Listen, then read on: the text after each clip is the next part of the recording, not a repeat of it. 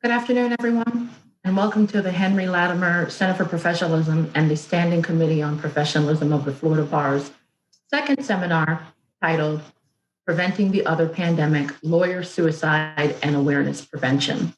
My name is Charise Morgan-Joseph, and we'll be presenting the panel over the next hour discussing that very topic, the rise in lawyer suicides, and what, if anything, we can do to combat it. I have as my absolutely generous and best guest today, Mr. Wayne LaRue Smith.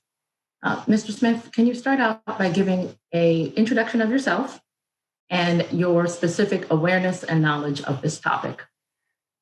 Sure. Thank you, Charise. And we have another panel member who's scheduled, but who's having some technical difficulties. So we'll see if we can get that taken care of. But probably all of us can appreciate the comment made a few moments ago before we started the seminar. It's not really a Zoom meeting. It's something, it doesn't give us kind of a problem.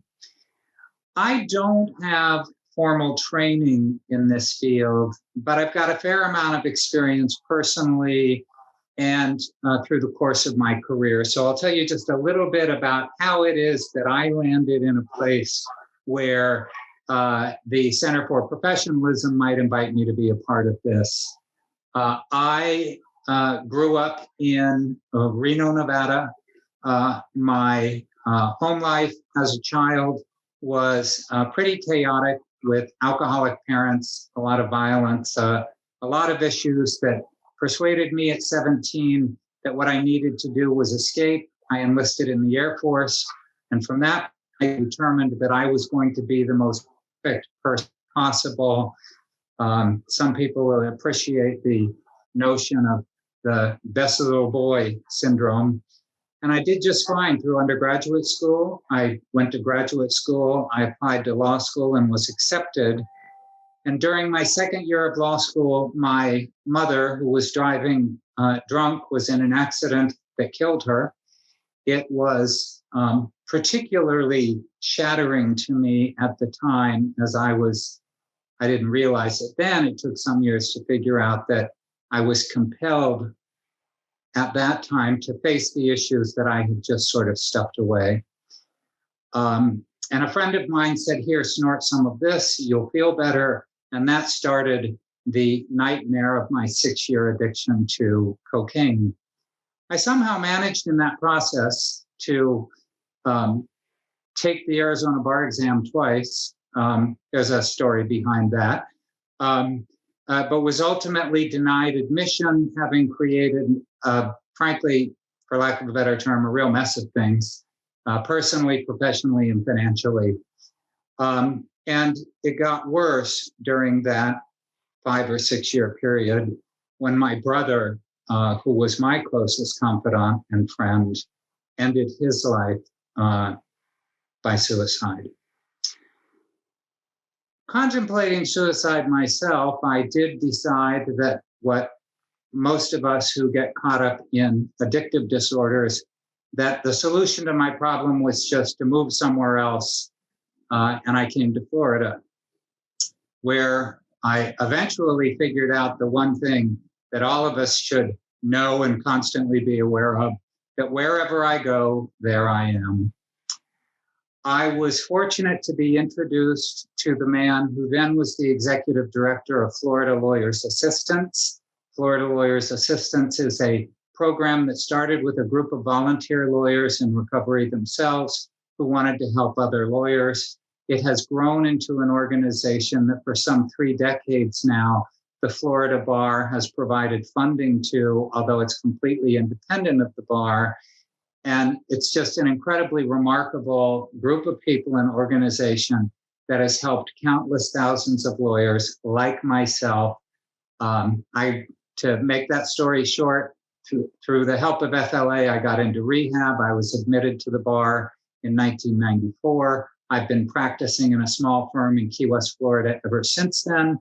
As part of my sort of service and giving back, I served on the board of directors of Florida Lawyers Assistance for 21 years.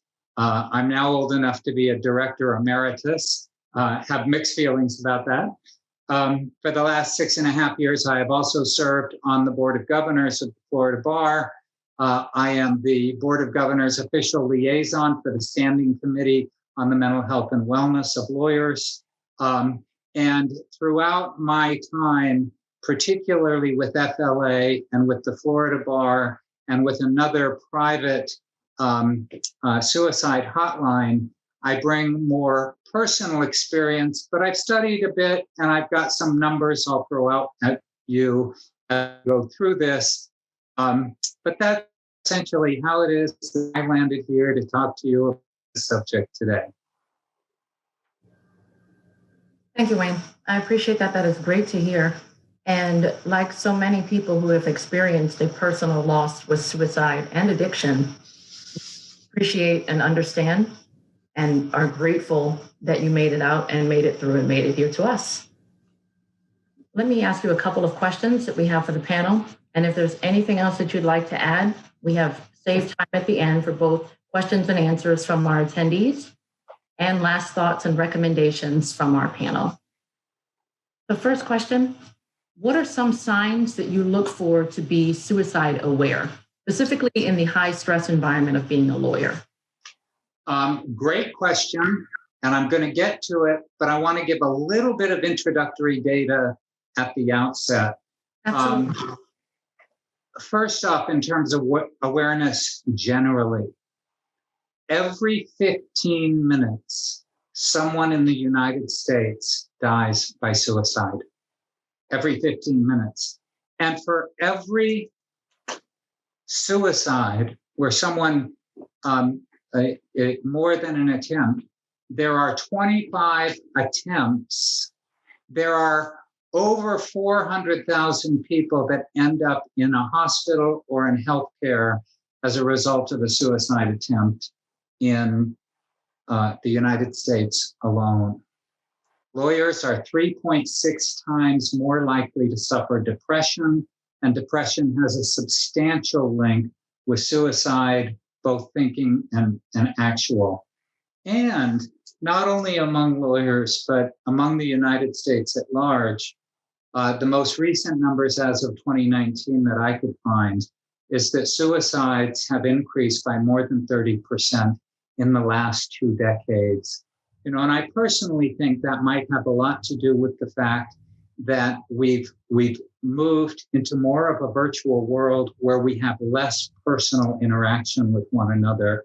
And while I haven't seen any studies about what's happened in the pandemic, I think we can all anecdotally accept the idea that things can be even more challenging in the time that we're in.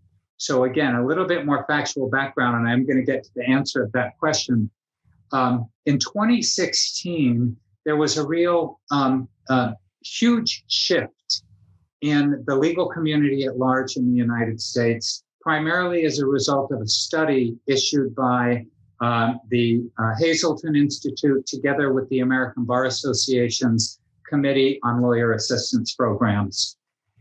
And the real game changer of that was the unapologetic declaration that mental health and wellness is a core competency of being a lawyer. It is as important as passing the bar exam, knowing the law, and being able to find your way around a courtroom or a contract or whatever area of law you work in.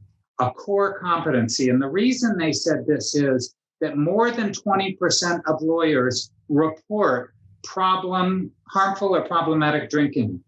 28% of lawyers report depression. 19% report anxiety, and 23% report experiencing stress. And that's before the pandemic. And what's really notable to me is that that's what's reported. And we all know that there's a lot of stigma around mental health issues. There's a lot of stigma around addiction and problematic drinking behaviors. In many circles, it's still, people may feel reluctant to say, I feel depressed or I feel anxious.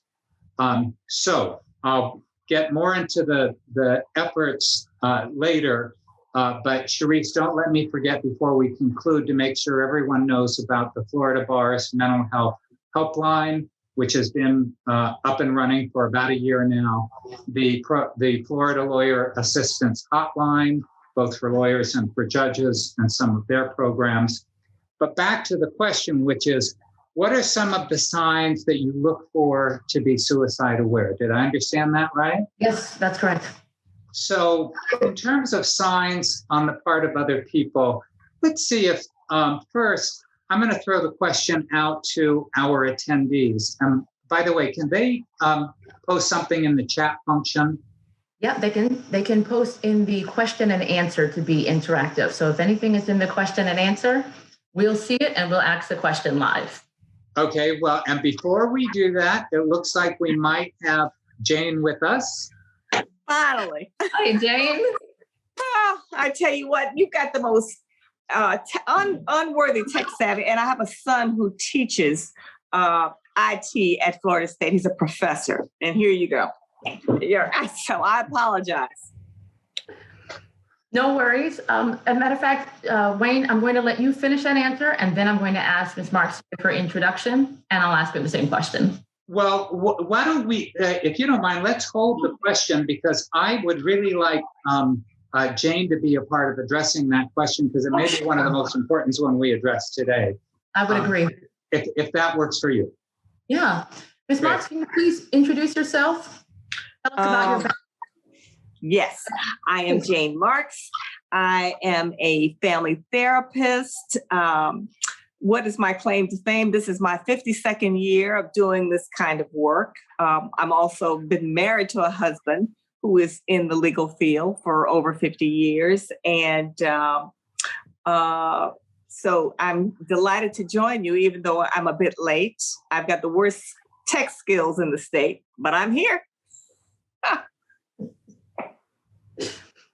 And I'm assuming that in your practice as a family therapist that you encounter individuals who are either considering suicide or have been affected directly by a friend, family, or associate having... All the times, and certainly in the legal field. Let me kind of cut to the chase and give you some serious information here. Please. In my experience, when it comes to people in the legal field, we tend to see when those referrals come in about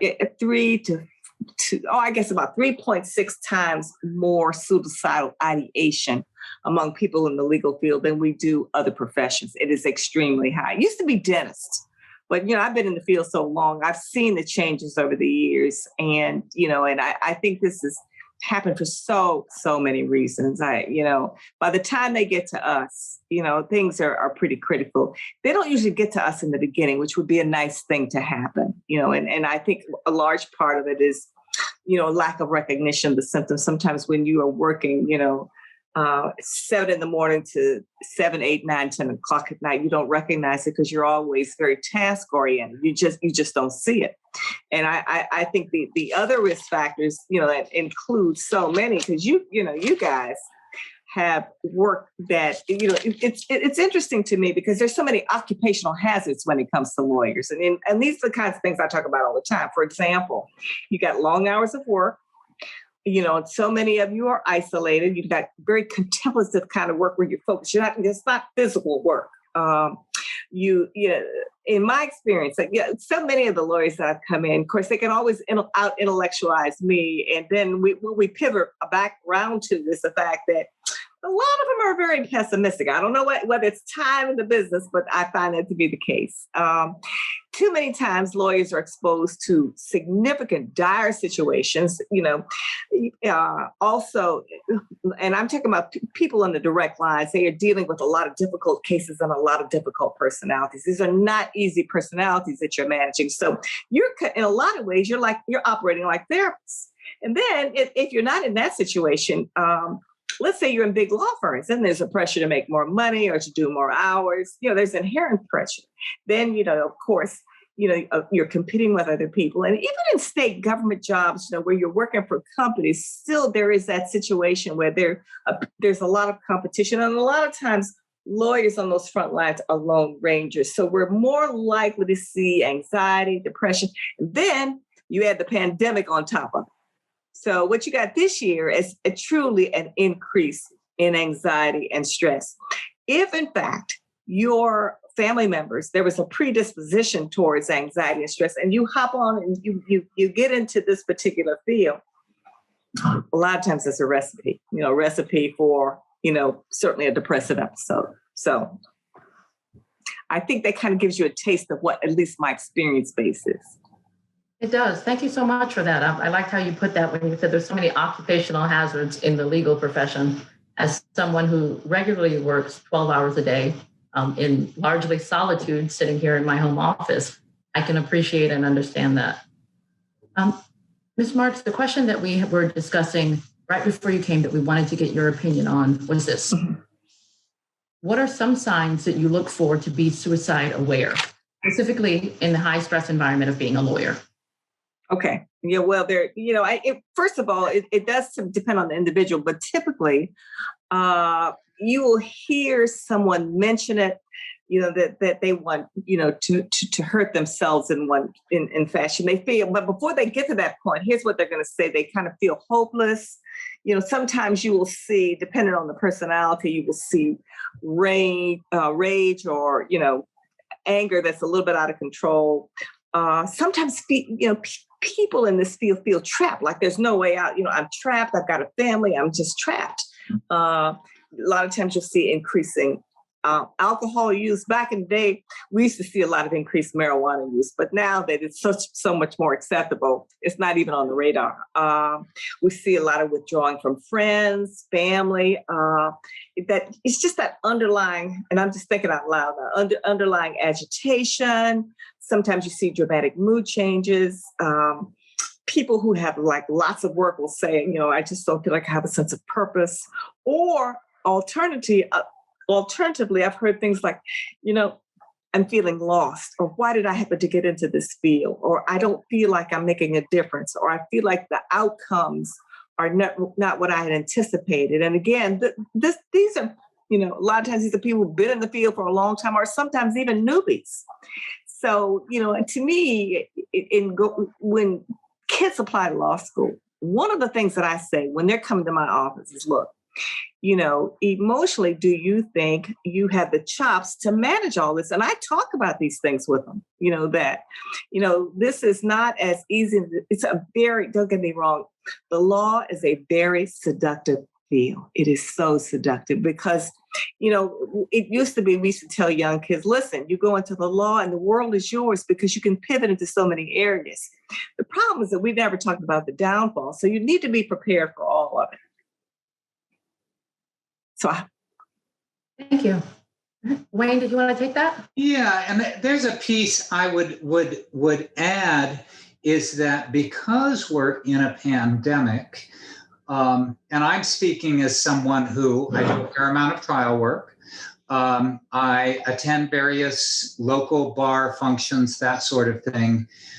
In other words, that I have many opportunities to interact with my colleagues, even if they're not in my office, and that we don't have now.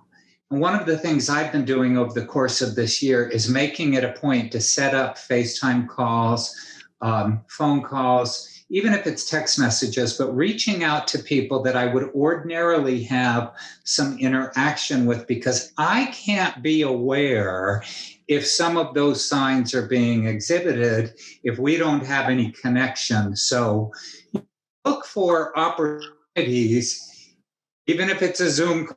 I know how we probably all feel about Zoom calls. But look for opportunities to be connected with people that you otherwise would encounter if we were sort of in a normal situation. And then I think, most of the literature tells us, but I'll speak from personal experience, some indicators that ought to get anyone's attention if you see it in a colleague or someone that you care about. If they're sort of withdrawing in some way, if you notice that maybe whether it's smoking marijuana or drinking alcohol or using some other substance, that you see some significant change that doesn't look positive to you. While there's a high correlation between depression and suicidal ideation, it's a really blurry line. So some of those are fairly, can be indicators, but there's also more subtle signs.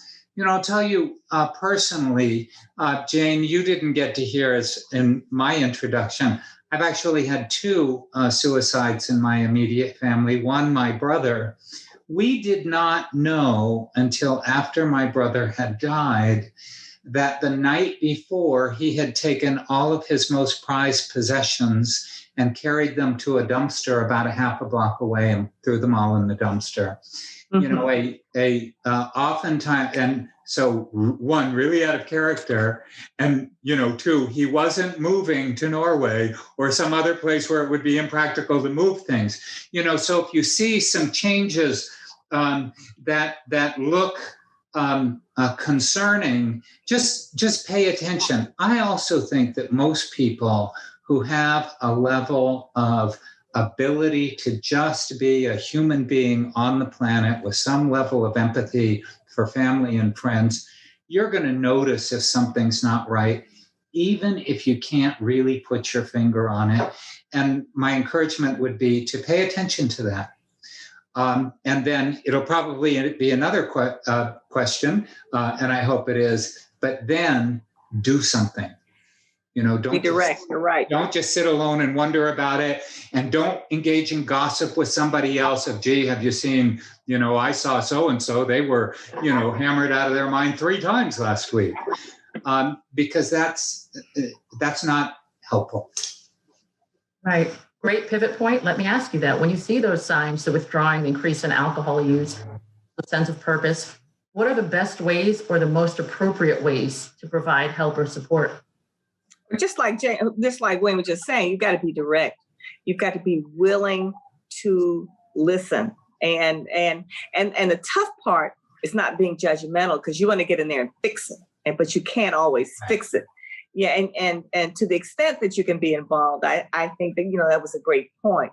I think sometimes it's interesting, because depending on the therapist you talk to, some therapists will say, "Don't offer hope." Well, I'm old school, so I say you offer hope. You offer other options. And I like what Wayne was saying about taking action. One of the examples that I often use, and this is actually a true story, because I'm a big believer in exercise as being a real fundamental, option as far as this is concerned. But I will have patients come to my office, and I think people listen to this are probably coming from all over the state. But we have a location here in Tallahassee that's called Lake Ella.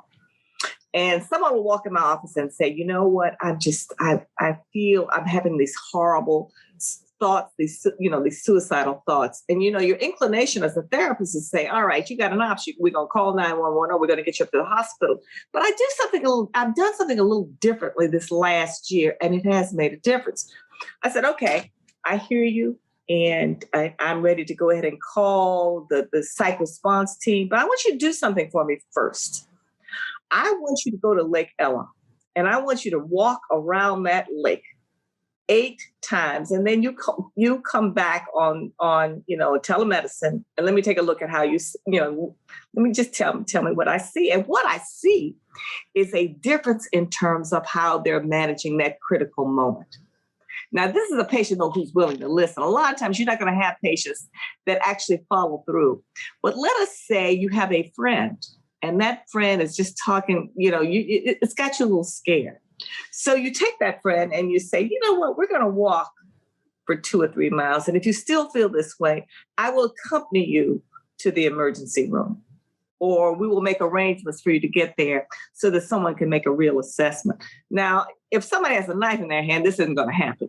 What I'm talking about is the ideation, the feelings of being lost, and the feeling like you don't think that they're going to act on it, but the ideas are still there, but you have taken action, and so has that person.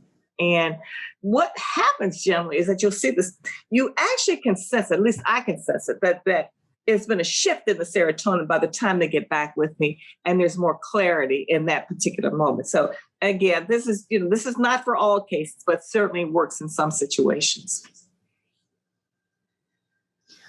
I'd like to echo one thing that Jane said, because I just think it's so incredibly important, and that is the part about not being judgmental.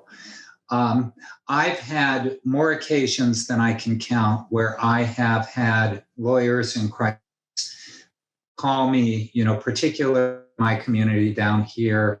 Lawyers who have known me as sort of the go-to person for Florida lawyers' assistance. I don't have the clinical experience. And the first thing I do is I want to say, let's get you the help and support that you need. But what I know to be true is it's just incredibly important to not be judgmental in any way, shape, or form. And frankly, I do my best while I want to be appropriately available to the person. If I'm shocked, if they tell me they did something that shocks me, I'll do my best not to display that, because I want them to know that I'm here to listen, because my layperson sense is that that's a piece of it. It's really important for a person to be able to say what's really going on for them and feel, for lack of a better term, feel safe doing so. Yep. I thought that was a great point, Jane. Thanks. Yeah. There's a comment made there that says, a quote, rage walk around the neighborhood has saved me from myself more than once. And I'll co-sign that. I do rage Target runs after especially difficult hearings. Sometimes you just go to Target or Whole Foods and just walk around. There's usually good soothing music there, and you can pick up a bunch of stuff that you don't need. So both of you had very helpful suggestions there. Let me ask a small tweak to that question that is specific to the legal community.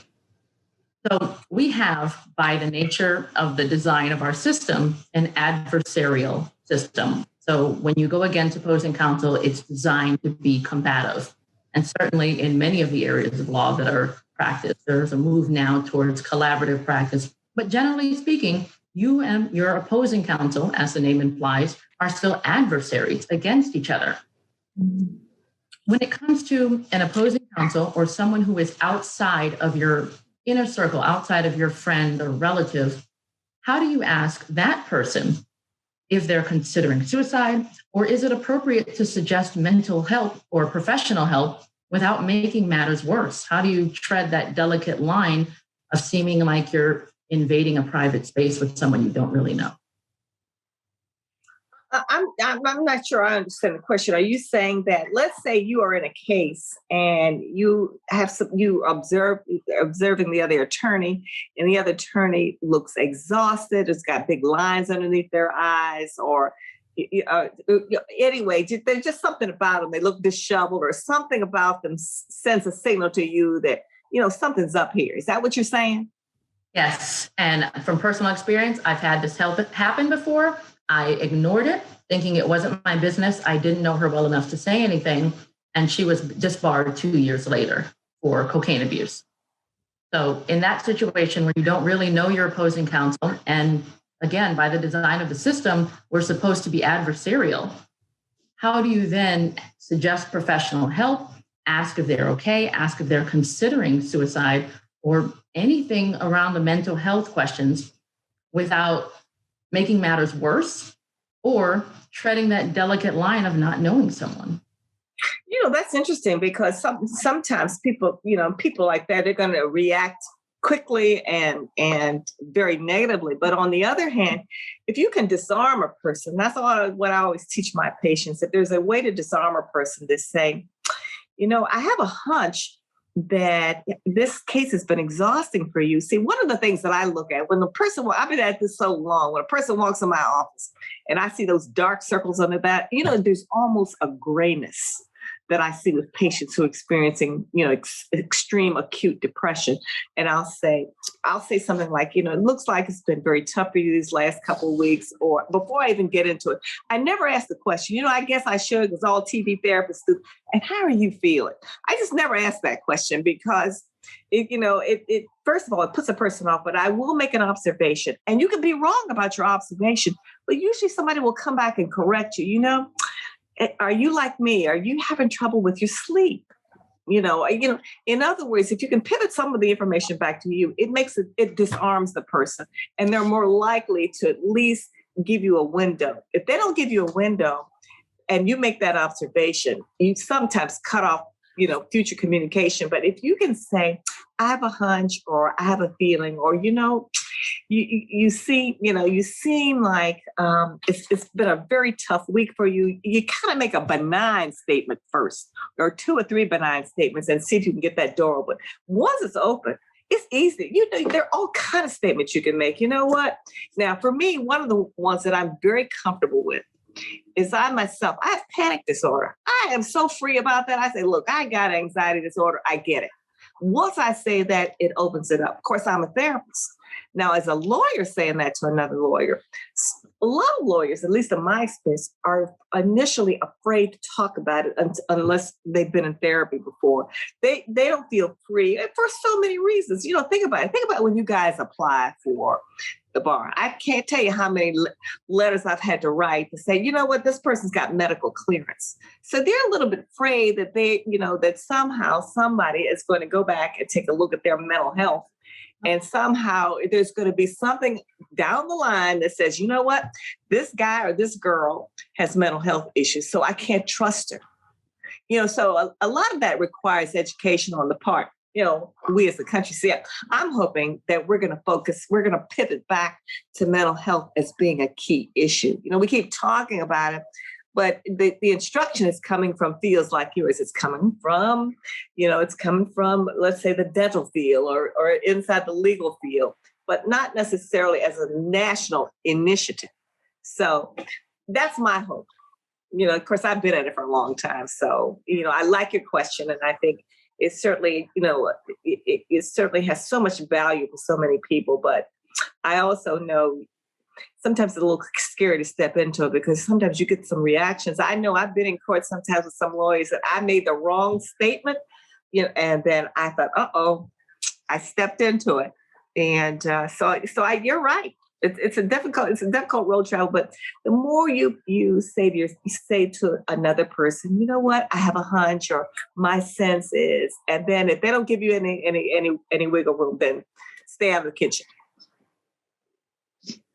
I completely agree. Number one, I really like the part that if it's someone that you don't have a relationship with, that it would naturally happen, that being self-revealing, being a little bit vulnerable, or coming from the approaching it the way Jane described is a really good idea. Let me throw another idea out, because I know from all of my work with FLA that this happens fairly frequently. Especially people who are caught up in addictive disorders of any kind tend to be, have the sense that somehow they're invisible and nobody's noticing what's going on. But Charise, you talked about how it was really noticeable for you, but you didn't see an avenue for opening. Right. I have probably, over the last 25 years that I've been a volunteer, I'd say this happens 2 to 3 times a year, just down here in my little county in the Florida Keys, where a judge or another lawyer calls Florida Lawyers Assistance. Now, Florida Lawyers Assistance, by the way, as an independent organization, has its own statutory privilege that all volunteer communications with that organization are completely privileged, and the bar will never find out about it unless, the lawyer does something, otherwise comes to the attention of the bar. So what will happen is, for instance, a judge will have a lawyer acting out in the courtroom, but the judge doesn't see an opportunity to interact. So the judge might call me or call the FLA hotline and say, I'm concerned about this particular lawyer, and here's what I've observed. And then someone, usually a trained professional with FLA, will call that lawyer and say, look, first to know that everything we talk about is completely privileged. This is totally safe, but you need to know that this judge called us with these observations, and we're here to help. We're available to you. And by the way, you might want to consider taking advantage of the availability of that kind of help before you, fill in the blank. Take money from your trust account that you shouldn't. Get popped for DUI, get arrested for possession of unprescribed opiates. Name the things that get lawyers onto the bar's radar. So that might be another avenue, is to call FLA or an organization like that. I can tell you from personal experience that even the most entrenched in denial lawyers that I talk to, when I say, listen, you can interact with folks at FLA. It's completely confidential. The bar will never know about it. But if something happens and this judge who called FLA calls the Florida bar, you're not going to have that level of protection.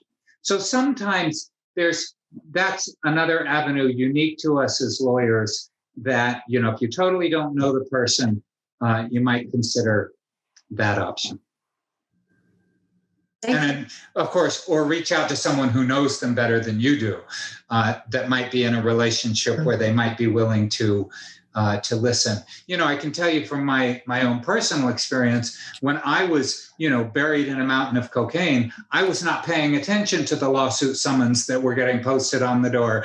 There was a lot of wasn't paying attention to it, just because when someone's caught up in their depression or their addiction, it's really hard for them to see things objectively. And even though it feels challenging to you, you're doing them a favor to say, hey, other people are noticing this and want to help. Now, for both of you, there's a comment in the chat that I thought was nice. It says here, one of the things I try to do when I feel down is spend time with my dog. Not only does the unconditional love help, but the forced exercise and activity calms me down. And Jane, earlier you talked about exercise, physical exercise as being helpful. So to both of you, first, what and how have you seen lawyers coping during large-scale crises like the COVID pandemic? And then what are you specifically doing to cope with high stress right now?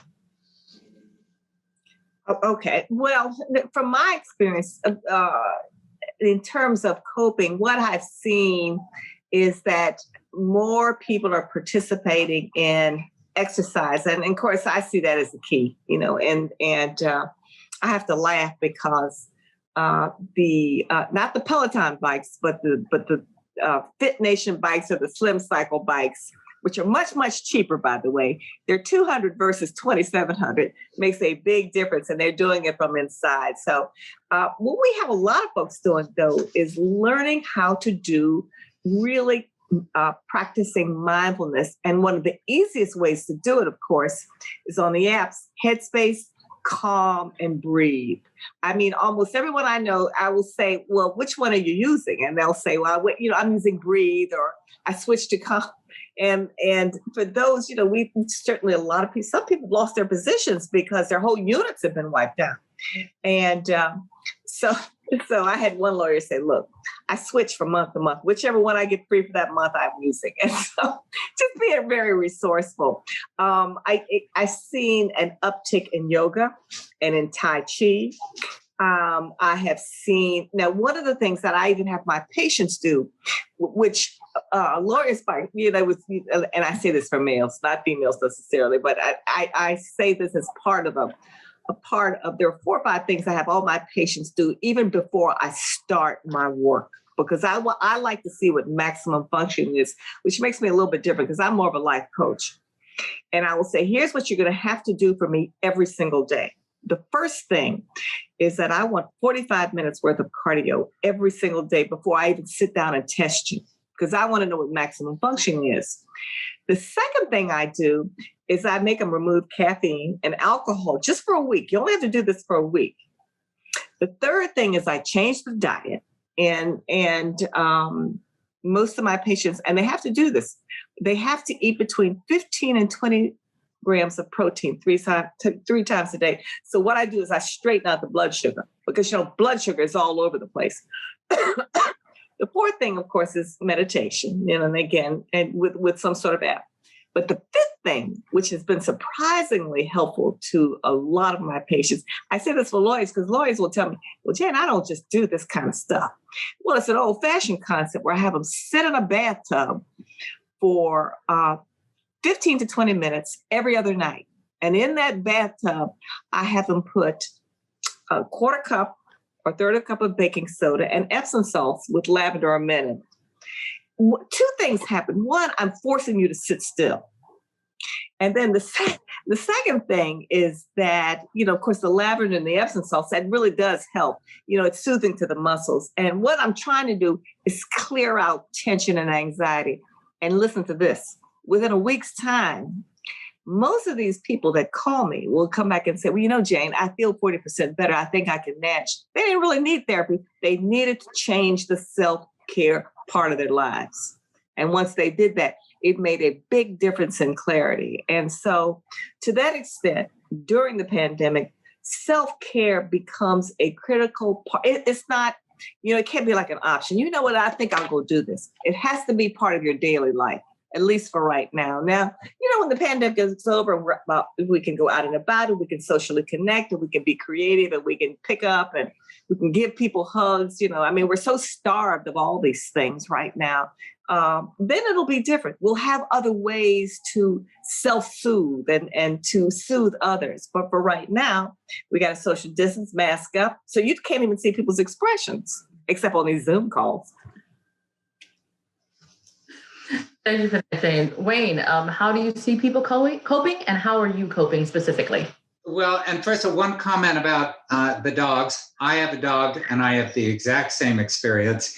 In fact, trying to get some blood pressure issues under control, my doctor has me doing my blood pressure at certain times during the day. And one of the things both he and I noticed is that whenever I come back from a walk with the dog, my blood pressure is lower. So, and for those of you who are Facebook fans, you might have seen this really great cartoon recently that shows a person sort of on a cloud, apparently about to enter heaven, and on the throne is a dog. And the dog says, wait, you didn't take the absolute unconditional love as your first clue? And I thought, so maybe God is in the form of a dog. So the question was, how do you see people coping, specifically lawyers, during the pandemic, and how are you coping?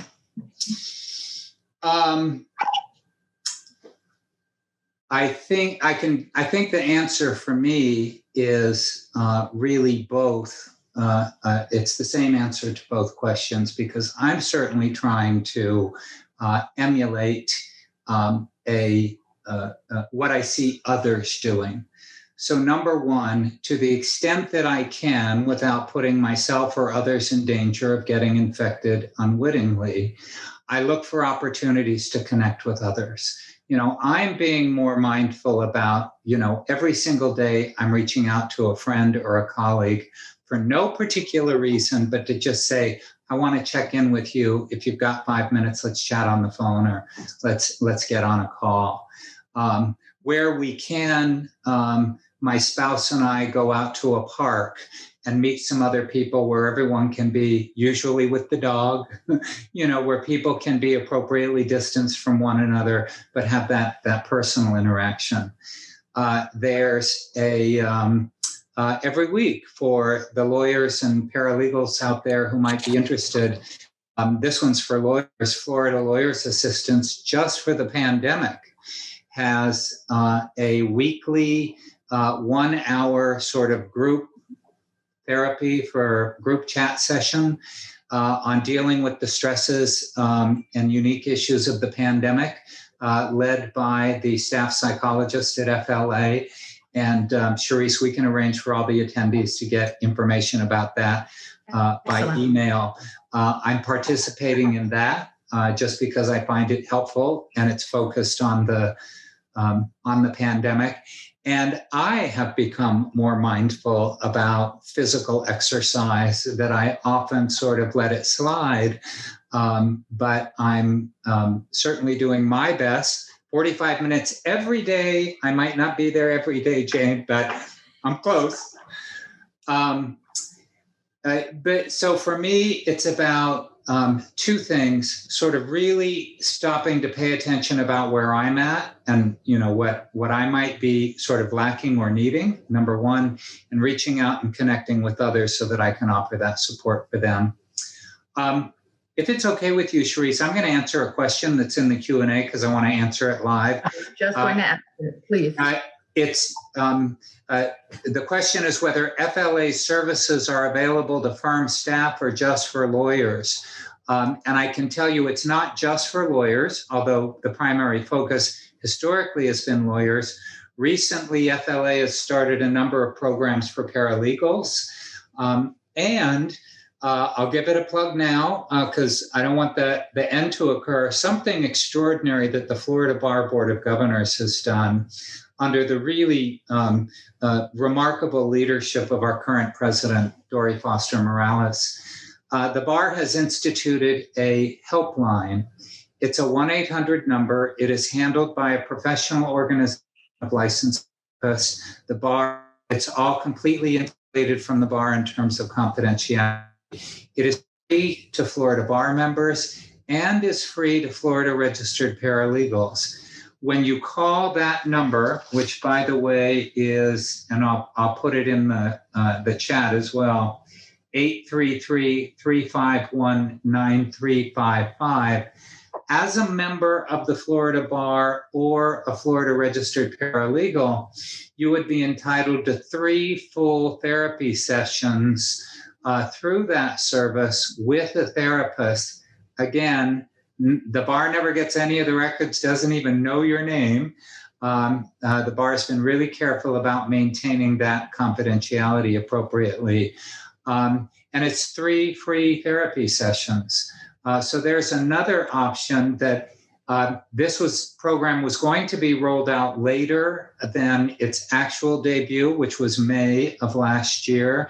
And it was initiated early, specifically in the recognition that we probably all could use a little help in the pandemic. Excellent. Thank you for that, Wayne. I was just going to get to that question. Let me add a helpful hint that was also sent to me in the chat. If everyone has Netflix, they have the Headspace Guide to Mediation show. That's a good mediation and coping mechanism on there. I know you mentioned that app too as well, Jane. I have been using exercise faithfully as well. Every day I get up and I get on my little Peloton, and that's what you got to appreciate about it. It is interactive, so you can make new friends all over the country, in fact, all over the world, and talk to people on there and work out with complete strangers. It gives you a little interaction in your workout. So let me ask both of you about something that you said earlier, right before we close, and I'll make this brief. Jane, you said earlier that dentists used to have the highest rate of dying by suicide. Are lawyers now the highest, and are we lawyers more likely to die by suicide than other professions? Yeah, there's an increase. I don't have the actual numbers, but and some of this is anecdotal, but I did see one study where the increase among lawyers certainly is so much higher than it used to be. And and I think that's largely a function of just being faced with so many more challenges. Even if you look at like let's just take family law, it is so different than it used to be. I mean, it used to be a lovely way to practice, and it is so contentious, and there's so many laws now, and the things that people are faced with, on a daily basis. I listen to 3 family lawyers all the time, and they call me, and they're my friends, but they call me just to download some of the cases. And it's not that I have no involvement with the cases whatsoever, but they will talk about the judges or their clients, and these are folks that are on the ground. And then think about the public defenders; it's the same thing. Yeah. They're still dealing with all this toxicity. We're not talking about joyful work. That sometimes you're going to have certainly a client who feels good that they were able to get an equitable amount of time with their children. But when you're faced with people who are angry with you, angry no matter what you do, whether it's right or wrong, that's pretty tough unless you really practice some significant self-care. And so I think it certainly makes sense to me that the numbers are up because of the backlogs of cases.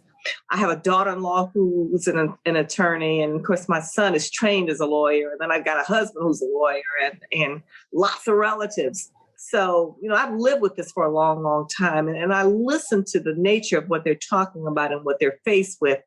And it is so different from years ago. I just think the stress is real. And then you've got clients who, again, are in the pandemic and who have experienced so many losses and grief and, and things that are unaccountable for. In other words, we've got a new abnormal right now, and that is the normal. And so I think that, for the legal field in general, it is prudent that you take really, really solid care of yourself. And so I think, just moving forward, that, I think what should come out of this, and I'm, this is being at home and having a robocall, so I apologize for that. But I think it is prudent. And if I were to leave you with one message, and that is this, that self-care should no longer be an option. It should be part of the rhythm of your day. It's like drinking water. It is like eating. At least at this time, it won't always have to be this way. But for right now, until we see a point where we will be able to connect without fear that we're going to be contracting COVID-19 or giving it to somebody else, then I just think self-care is going to be our safety net for sure. Thank you. And Wayne, earlier you were very open when you spoke about your history with addiction and the effect of suicide on your family, having lost 2 relatives. So for you specifically, what are some of the stressful and or self-destructive habits that you think create a predisposition to death by suicide, if there are any? During my adventure, someone who became a mentor for me gave me a button that if I could find it today, I probably would have worn it to this. And the button says, "Does the noise inside my head bother you?" And the reason I use that funny anecdote is because I think that one of the sort of dangerous things is getting caught up in ourselves. The most remarkable work for decades and decades and decades now, in fact, closing in on 100 years, in helping people with addictive disorders is group meetings, self-help meetings, where, if one drug addict is talking with another drug addict, they have a level of experience and understanding that someone who's never been plagued with addiction personally is just not going to have, that they sort of get it. So that's part of why I say the self-care, absolutely. And then the reaching out and connecting wherever you can with others, and being willing to not only give support, but to accept support.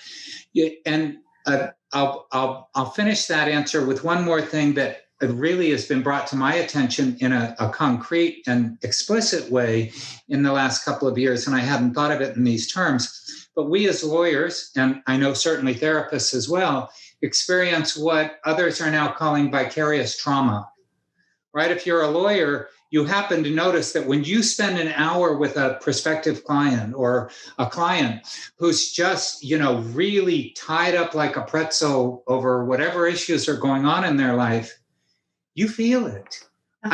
Sometimes I finish that meeting, I feel like I'm the one who's gone through, the sudden death of a family member, or, a spouse that's announced an intention of getting a divorce, or a business partner who stole all the money and disappeared to Panama, whatever it is. I feel like it happened to me afterwards. So I don't know if I strayed too much from the question, but it goes back to the self-care. It's that much more important for those of us who are exposed to those sort of vicarious experiences, because even though we pride ourselves on being, completely objective, we're human beings, and you can't help but sort of have some of that infused into your consciousness, whether you like it or not, and to pay attention to the things to do, like taking the dog out, as a counterbalance. That is a great point. I was thinking when Jane was talking about having family law practitioners as friends, I'm married to a family law attorney. And there's some days when he'll come home from court and you can see that he's waited, right? He's had a stressful day. And it's more than just the adversarial nature of the system. It's from hearing about the very personal deterioration of other people's lives. And that will eat at you. You know, one of the terms I heard one lawyer say to me was that it was like being in domestic combat himself. And I think that speaks to the level of stress, and which is why I agree with Wayne about the social connectivity. That is so critical. But it is the self-care first and foremost. You've got to hit it first. And I think I'm hoping your husband is on that Peloton along with you, because I think it's going to make a huge difference. He is.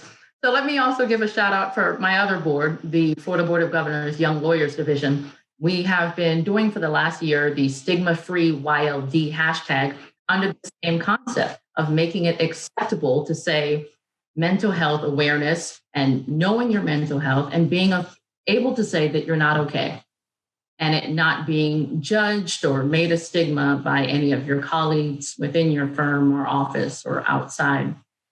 So before we wrap up, any last notes, recommendations? Wayne, thank you so much for the information that you put into the chat. All attendees and panelists, please have a look in the chat for the Florida Helpline phone numbers, Florida Lawyers Helpline therapy sessions, National Suicide Prevention Hotline, and the Florida Lawyers Assistance Hotline, and the Florida Bar Mental Health and Wellness Center. All of that is in there. Last thoughts, and then Ms. Marks, I'm going to ask you to go through again your 5 self-care things that you mentioned that you have your patients do. We've gotten a couple of requests for those. Okay, it's pretty simple, and I'm telling you, it will hold you steady for years to come. First, particularly during stressful times, but just as a part of generalized management, 45 minutes worth of cardio at least 5 days a week. It doesn't have to be 7, but you want to try to accomplish that 5 days a week. Number 2, reduce your caffeine, keep it down to minimal. I can't say stop it altogether, but when I run the test, and if you really want to know how you're doing, you just simply get rid of it. Number 3, 15 to 20 grams of protein 3 times a day. That is critical. And it doesn't have to be a lot of food. 1 cup of Greek yogurt is 15 grams of protein. So, it's not like you're eating a ton of food, but the idea is to keep that blood sugar steady. If you're prone towards anxiety, guess what? When that blood sugar drops, you're going to have breakthrough anxiety. So that's important to know. And the 4th thing is that, any kind of app that is going to allow you to participate in, you only need 5 to 7 minutes worth of meditation a day. It's not like you need to spend 30 minutes every day, because most of us don't have 30 minutes. And then finally, if you're going to be real serious, I love the detox baths, where you fill up your tub a third of the way. You add, a third of a cup, 1/4 to 1/3 of a cup of baking soda, which is real old school, but it works. And you add Epsom salts with a little lavender or mint, and when you participate in that, you need to sit for 15 minutes. It does several things. You pause, you have quiet time, you settle down, and you clear your head. So those are my 5 tips. I'm going to try the bath tonight, and I have the same complaint as many of your patients. How am I supposed to sit still for 15 minutes? What am I supposed to do? You'll surprise yourself. Wayne, any last thoughts before we wrap up? Yeah, Charise, I'm gonna close with a piece of advice that I heard. This was, I'm gonna say, around 1995, 26 years ago. I went to a CLE put on by the Dade County Trial Lawyers Association, and the featured speaker was the author of The 7 Habits of Highly Effective People, Stephen Covey. And here's what he said, and I've never forgotten it, and I put it to use, and this goes back to something you said, Charise, and it really relates to, especially now in the pandemic, the connection. He got up and he said, that he wanted to completely transform the entire legal system in the United States. And there's one thing that would accomplish that. So, of course, all 3,000 of us are right on the edge of our seats. He said, if all of you trial lawyers make a commitment at the outset of every matter, that when the matter is over, you are going to be friends with your adversary. Oh. And, you know, I've even said it explicitly. If it's a lawyer, like you described, Charise, someone who's being kind of a little disruptive on the other side, yeah. I've used that to say, listen, no matter what happens on the outcome of this case, I want you to know I intend to be your friend when this is all over. And it's amazing what can happen when you reach out in that simple way. So that seems sort of loosely connected to our conversation today. Thanks for having me here. I enjoyed this. Thank you so much for you both participating. Thank you. It's a pleasure. Attendees listening, this has been a great conversation. It will be recorded and up on the center's website for viewing later. And let me also take the chance to let everyone know our third presentation. This is the second. The first one was by Judge Lawson. So the third presentation is going to be a week from today on March 10th, also at noon. And that's called the 3 Giant Steps Inside to Health, Happiness, and Success in the Law. And Larry Krieger is the featured speaker there.